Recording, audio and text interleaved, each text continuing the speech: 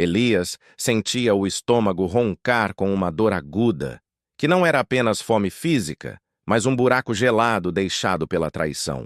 Olhava para o prato de alumínio amassado, onde repousavam 3 colheres cheias de fubá frio e aguado, sem sal, sem tempero.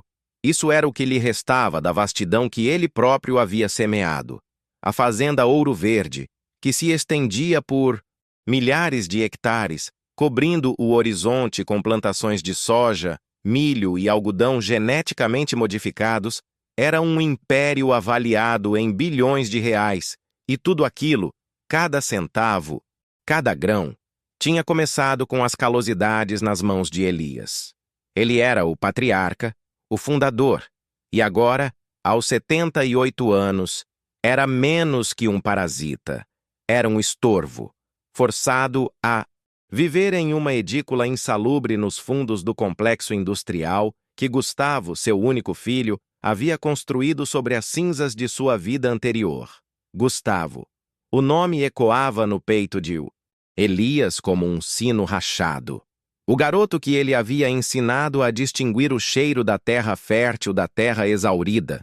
O homem que agora pilotava helicópteros para inspecionar suas colheitas, usava ternos de linho caríssimos e dava festas grandiosas onde o champanhe corria em rios. Na mesa principal da casa grande, a ceia era composta por carnes nobres, lagostas, trazidas de longe, frutas exóticas e pães assados na hora. Na edícula, a dieta de Elias era rigidamente controlada pelo capataz, um homem baixo e atarracado chamado Jurandir, cujo prazer sádico era garantir que o velho não tivesse mais do que o estritamente necessário para não morrer de inanição.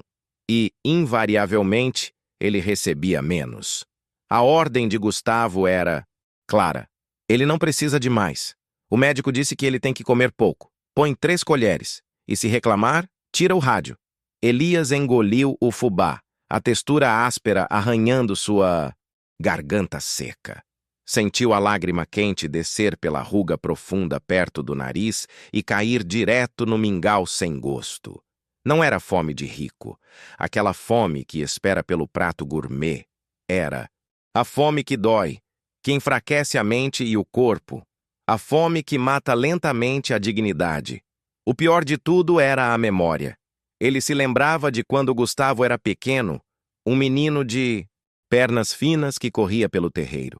Elias sempre reservava a melhor parte da galinha caipira para o filho, insistindo que ele comesse tudo para ficar forte.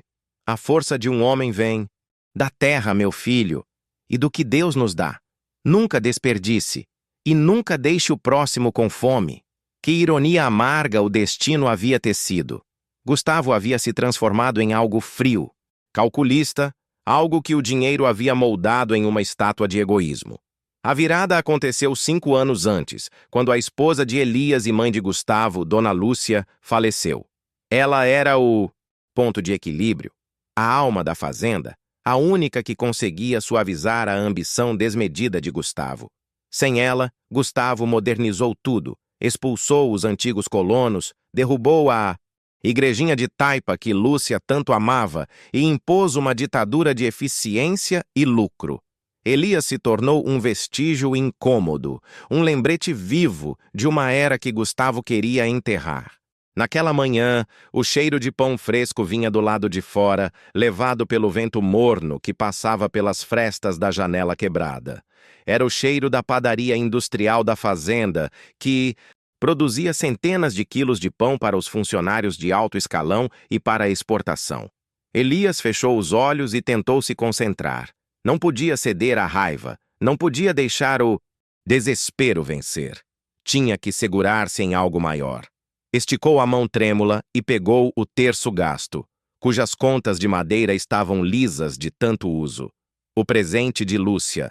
Se essa história de dor e injustiça te tocou no fundo da alma, e se você acredita na força da fé mesmo nas piores provações, te peço que considere se inscrever neste canal.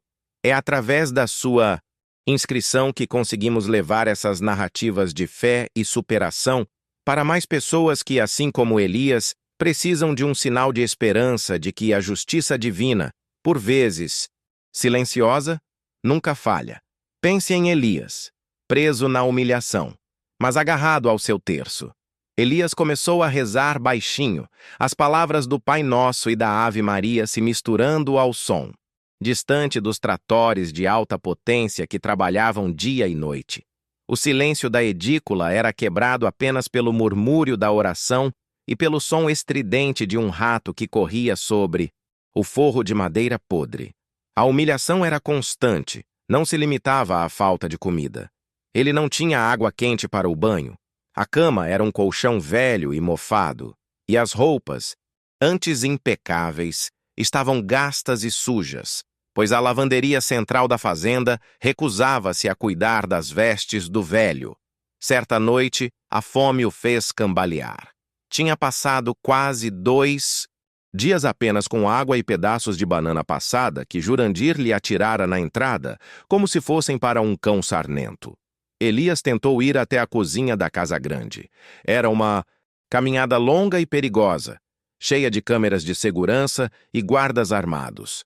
Ele precisava de algo, qualquer coisa. Enquanto mancava lentamente pela estrada de cascalho, a dor no quadril o fazia gemer a cada passo. Chegou perto da cerca viva que separava os jardins da casa grande do resto da fazenda.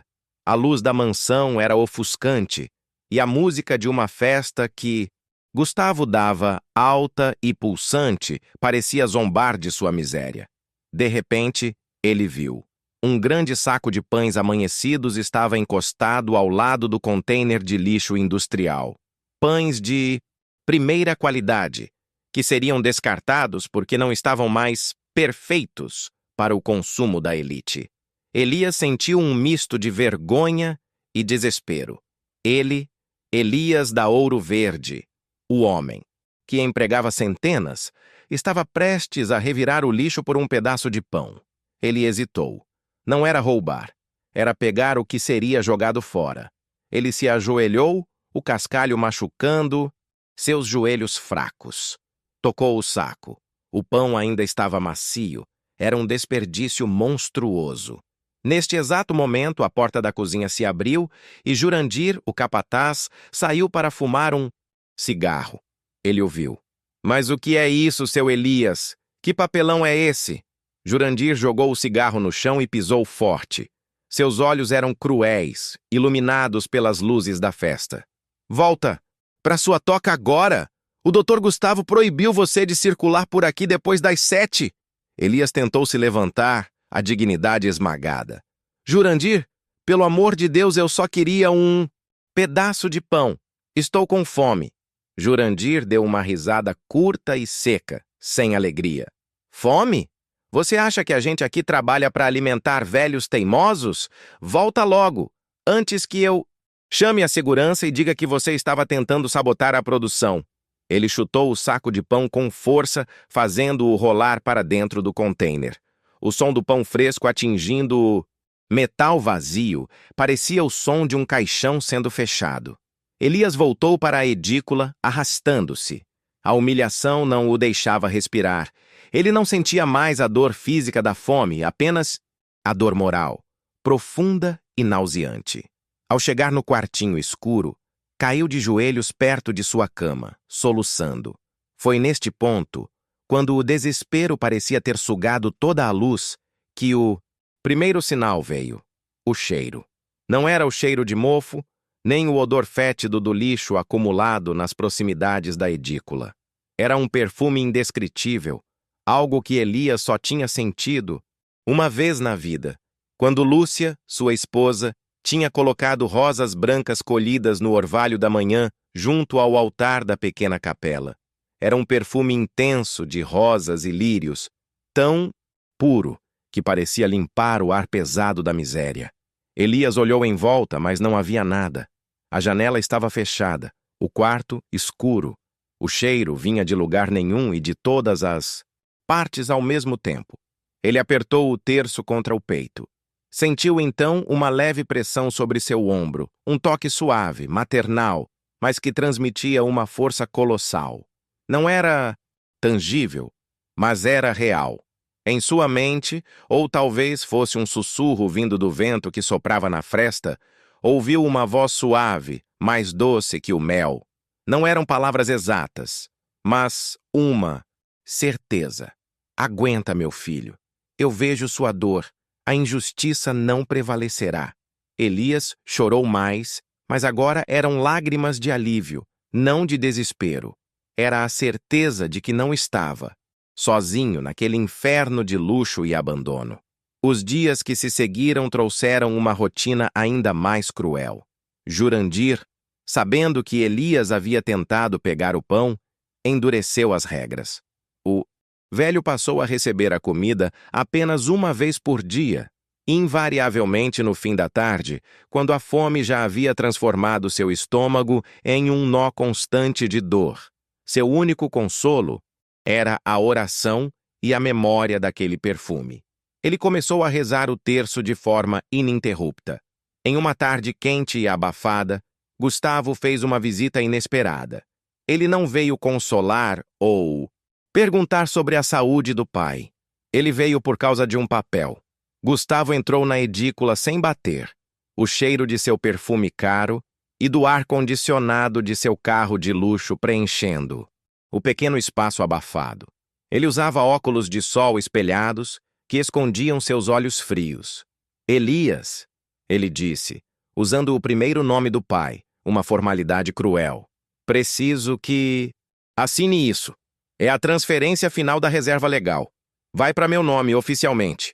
O advogado disse que é só burocracia, mas precisa da sua rubrica. Elias estava sentado na beira da cama, envolto em um cobertor fino apesar do calor. Olhou para o filho, sua face fina e pálida refletindo a luz fraca. Gustavo, a voz de Elias era um sussurro rouco.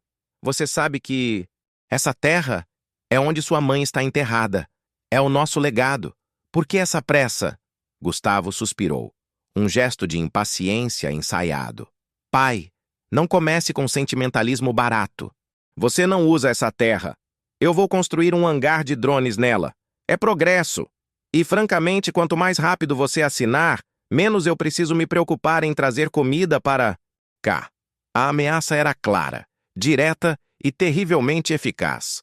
Elias sabia que, se recusasse, o pouco que lhe restava de sustento seria cortado. Ele olhou para o papel, um documento extenso e legalista que tirava dele o último pedaço de controle sobre a fazenda que ele havia construído. Ele se sentiu um completo idiota por ter amado e criado aquele homem. Você me humilha. Gustavo, você me deixou com fome na minha própria casa. Você me trata pior do que o último dos empregados. Elias falou, e havia uma dignidade desesperada em sua voz fraca. Gustavo tirou os óculos de sol, revelando olhos vazios e duros. Você está velho, Elias. Você está obsoleto. Sua maneira de pensar quase me levou à falência antes de eu assumir. Eu sou bilionário porque eu te ignorei. Entenda isso. Você não é mais relevante. Agora assine. Elias pegou a caneta que Gustavo estendeu, a mão tremendo tanto que a tinta borrou o papel. O peso daquela assinatura não era o peso da burocracia, mas o peso da rendição final. Ele assinou.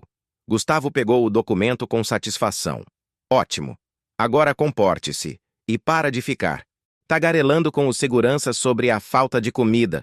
Isso é embaraçoso. Se você fosse tão devoto de Deus como diz, estaria em paz com a sua situação. Ele virou-se e saiu, deixando o cheiro de arrogância no ar. Elias desabou na cama.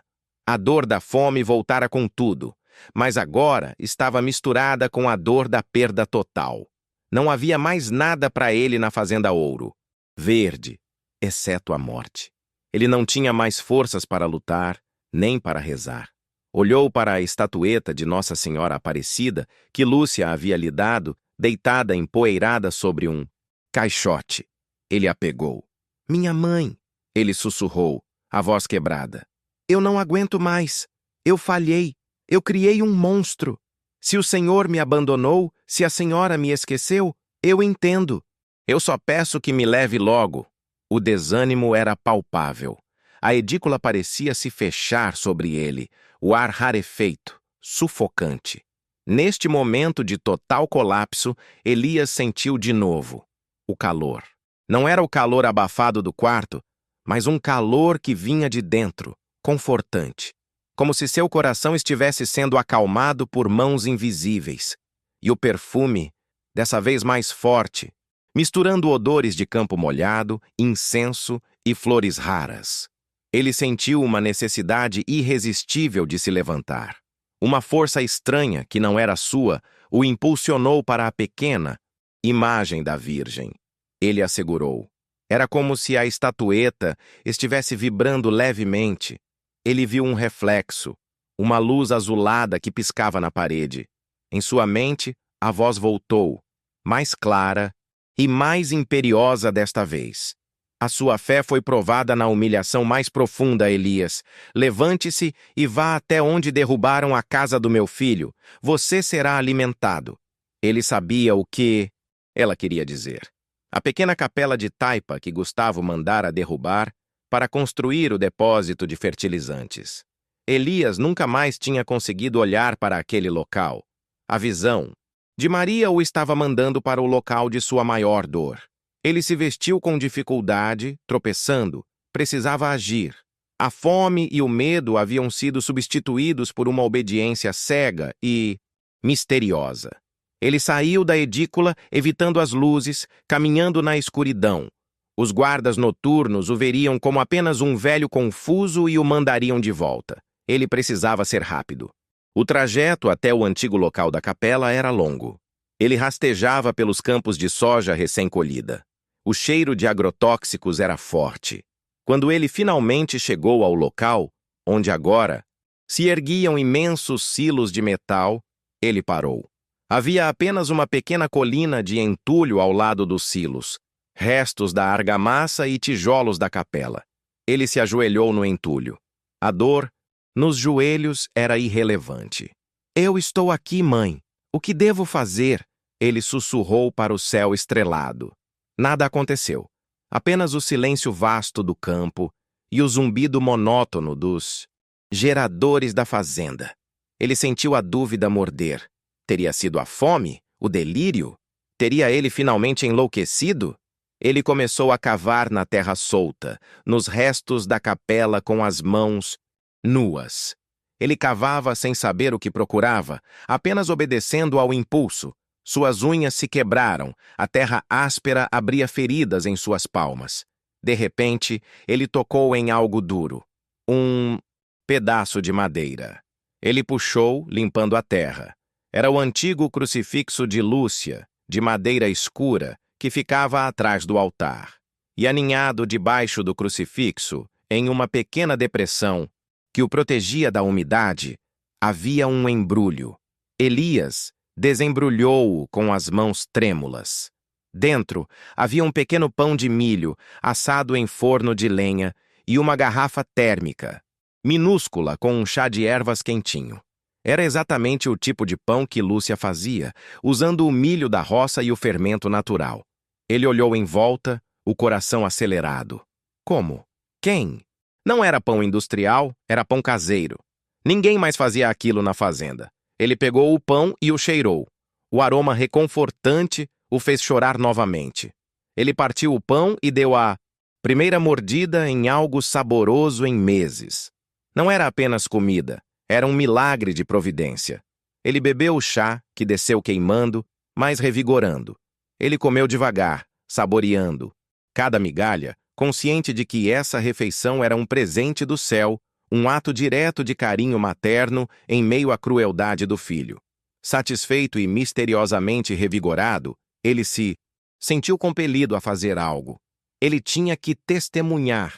Ele tinha que mostrar o nível de desumanidade que estava sendo praticado na fazenda Ouro Verde, que agora era um palco de injustiça. Antes de prosseguirmos para o clímax, onde a Virgem Maria aparece e impõe a justiça, eu gostaria de pedir a você, que acompanhou a dor e a humilhação de Elias, que compartilhe conosco seu nome e cidade nos comentários.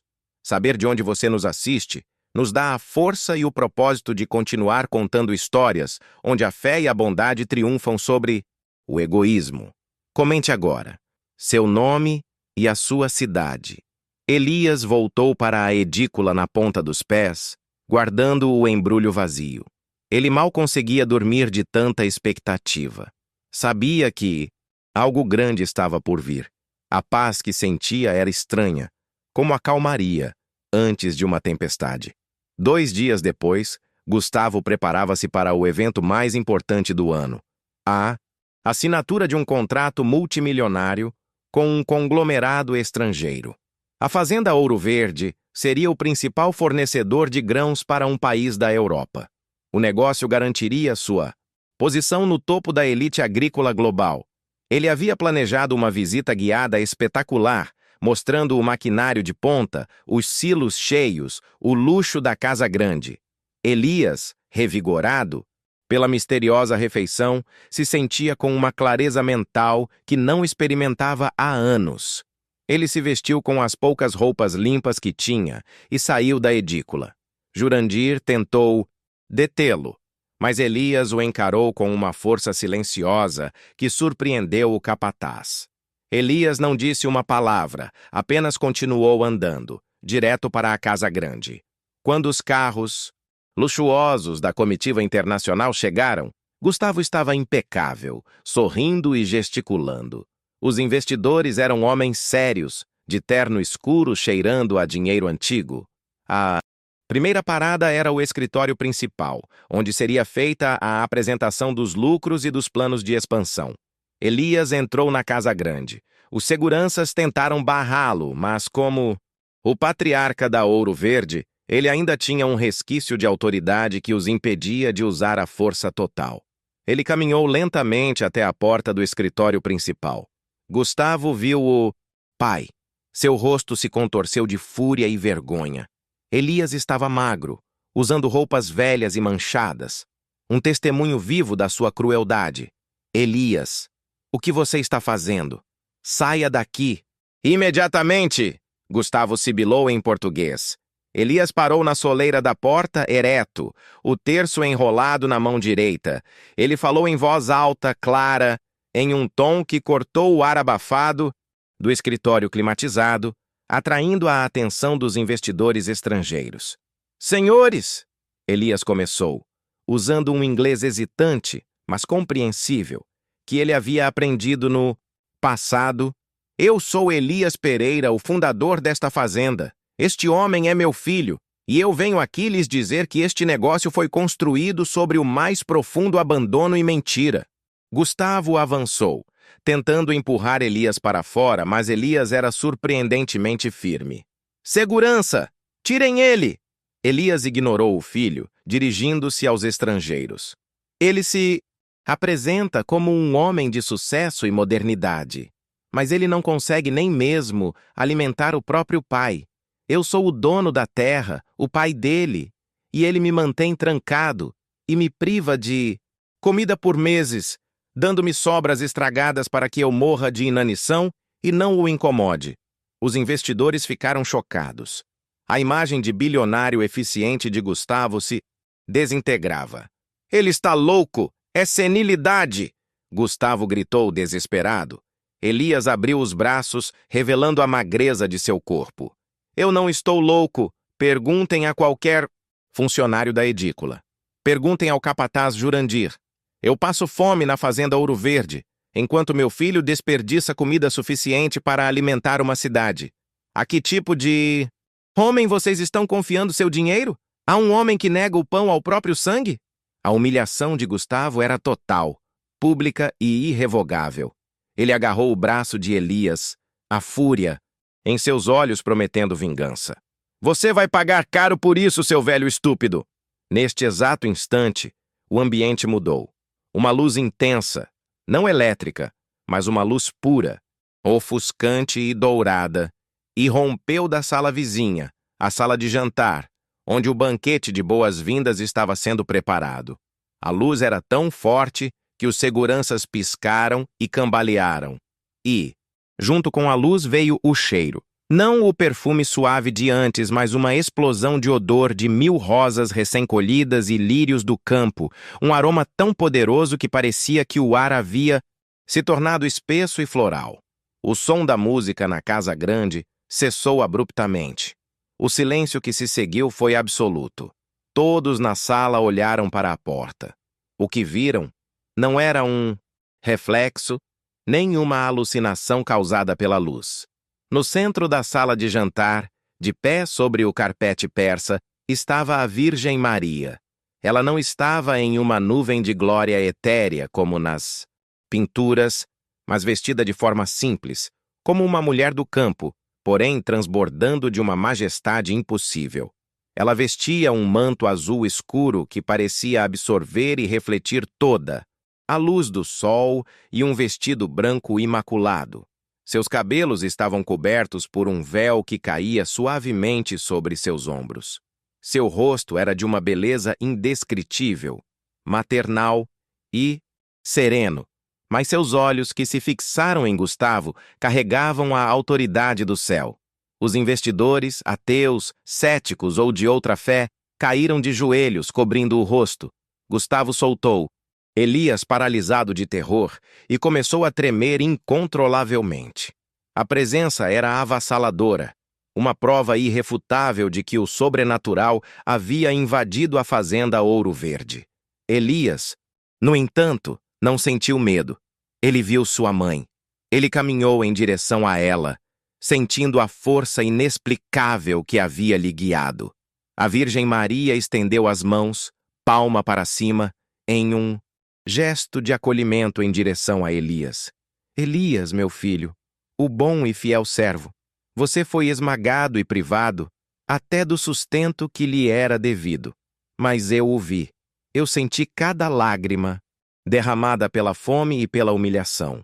Eu sou o refúgio dos pobres e a mãe dos aflitos, e venho ao seu encontro para restaurar a justiça. Ela se virou lentamente para Gustavo. Seu olhar não era de condenação irada, mas de profunda tristeza, como uma mãe vendo o filho se destruir. Gustavo! A voz da Virgem Maria era clara, ressoando nos ossos de todos os presentes, não apenas nos ouvidos. Você acumulou riquezas e se esqueceu de onde veio. Você honrou o lucro e desonrou o pai que lhe deu a vida. A ganância e a vaidade cegaram seu coração. A terra que você herdou e explorou com tanta arrogância rejeitará a sua colheita até que você aprenda o verdadeiro significado da caridade e do respeito. Nesse instante, a Virgem Maria fez um movimento sutil com a mão direita, apontando para o banquete na mesa de jantar. O que se viu foi a intervenção no plano físico, rápida e devastadora.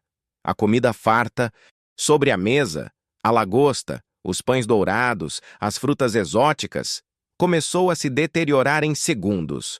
O pão mofou, a carne ficou verde e as frutas murcharam e apodreceram com uma velocidade antinatural. O cheiro de podridão e acidez invadiu o ambiente, sobrepujando o perfume de rosas. Em seguida, o som de algo quebrando veio do lado de fora. Um dos investidores, que ousou espiar pela janela, gritou: "Os silos estão rachando!" Gustavo cambaleou para a janela. Os 3 gigantescos silos de grãos, repletos com a colheita que seria vendida no exterior, estavam desenvolvendo rachaduras enormes na estrutura de metal. O aço parecia se curvar sob um peso invisível. A Virgem Maria olhou novamente para Gustavo, que estava em lágrimas, não de arrependimento, mas de pânico pela perda financeira. Sua punição não será a ruína total, mas a quebra da sua arrogância.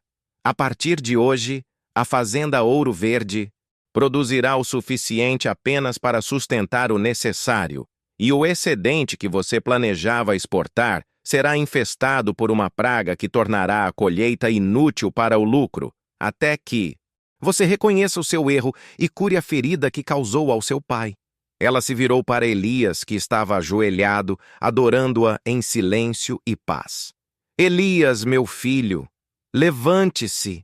O tempo da sua humilhação acabou. Você será restaurado à sua posição de honra, e aqueles que o humilharam servirão você com amor e respeito, pois a justiça do Pai é rápida e perfeita. Ela se aproximou de Elias e, com a suavidade que só uma mãe pode ter, tocou sua testa. Sua força será renovada. Sua fé foi a sua armadura. Elias sentiu a fraqueza ir embora. Sentiu o sangue correr em suas veias com o vigor de um jovem. A fome que o atormentava por meses desapareceu, substituída por uma energia serena. A Virgem Maria olhou para todos na sala. Testemunhem o que acontece quando a ganância se torna idolatria e o amor filial é negado. Que esta lição seja gravada em seus corações. Então, a luz começou a diminuir, mas o perfume de rosas permaneceu impregnando o ar.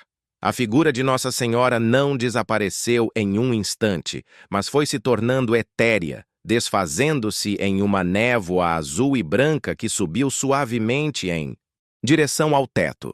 O som distante dos silos rachando continuava. Quando a névoa se dissipou, restou apenas o silêncio, o cheiro de flores e o cheiro repugnante da comida estragada. Gustavo estava no chão, soluçando, agarrado ao carpete. Ele não chorava pelo pai, mas pelas rachaduras nos silos, pela perda do contrato, pela humilhação diante dos estrangeiros. Os investidores levantaram-se, pegaram suas pastas e saíram em silêncio, sem apertar a mão de Gustavo, sem dizer adeus. O contrato multimilionário jazia esquecido na mesa. Elias se levantou, firme e forte. Ele olhou para o filho no chão e, pela primeira vez em muito tempo, não sentiu raiva, mas pena. Gustavo, Elias disse, e sua voz, agora robusta, era a voz do patriarca. Você foi avisado. Você colherá exatamente o que plantou, nem mais, nem menos. Jurandir, o capataz, que estava paralisado na porta, ajoelhou-se diante de Elias. Seu Elias, perdoe-me. Eu só estava cumprindo ordens. Eu juro que nunca mais farei mal ao Senhor. Elias olhou para ele. Levante-se, Jurandir. Você é um homem que obedeceu ao mal. Agora obedeça ao bem. Meu filho precisa de um médico e de ajuda espiritual. E eu preciso que você me prepare uma refeição simples, com o melhor que a cozinha tiver. Eu não irei comer no lixo. Novamente. Gustavo, que havia perdido a voz, tentou se levantar, mas suas pernas tremiam. Ele percebeu, com um terror gelado, que a maldição havia começado. Nos meses seguintes, a BC Fazenda, Ouro Verde, outrora um ícone de produtividade, foi afligida por uma série de problemas inexplicáveis. Pragas de insetos minúsculos atacavam apenas o excedente de grãos, destinado à exportação, deixando a colheita reservada ao consumo interno, incluindo a dos funcionários, intacta. O maquinário moderno sofria avarias constantes, mas inexplicáveis. Fluxo de caixa secou. Gustavo, forçado a lidar com a realidade da sua falência iminente, começou a mudar. Sua arrogância foi substituída por um desespero sombrio. Ele procurou Elias, não mais para pedir que assinasse papéis, mas para pedir conselho e até perdão. Elias, restaurado à casa grande, vivendo com dignidade e comendo do melhor da fazenda, supervisionava o trabalho. Ele insistiu que a primeira ação de Gustavo fosse reconstruir a capela de Taipa, exatamente no mesmo lugar onde ela fora derrubada. Gustavo, com as mãos que antes só assinavam cheques, trabalhou com os operários, movendo tijolos e argamassa. Enquanto trabalhava, a praga nos campos diminuía. A intervenção da Virgem Maria não foi para destruir Gustavo, mas para resgatá-lo, forçando-o a olhar para o seu próprio coração, através da dor da perda material. Ele foi humilhado publicamente para que pudesse, finalmente, enxergar o valor da honra e do amor filial, valores que ele havia trocado pelo brilho vazio do bilhão. O fazendeiro bilionário perdeu sua fortuna no processo de expiação, mas recuperou algo infinitamente mais valioso: a alma e o pai. Elias e Gustavo nunca mais tiveram o relacionamento perfeito, mas o respeito e o amor, forjados sob o juízo divino, floresceram. E na pequena capela reconstruída, a imagem de Nossa Senhora Aparecida foi colocada no altar, e o cheiro suave de rosas, por vezes, pairava no ar, um lembrete constante de que o céu observa cada ato de caridade e cada ato de crueldade, e que a Mãe de Deus intervém pelos seus filhos abandonados. Elias viveu seus últimos anos em paz, com a certeza de que a fé, mesmo quando testada pela fome e pela humilhação extrema, nunca é em vão, e que o manto protetor de Maria cobre aqueles que perseveram na justiça.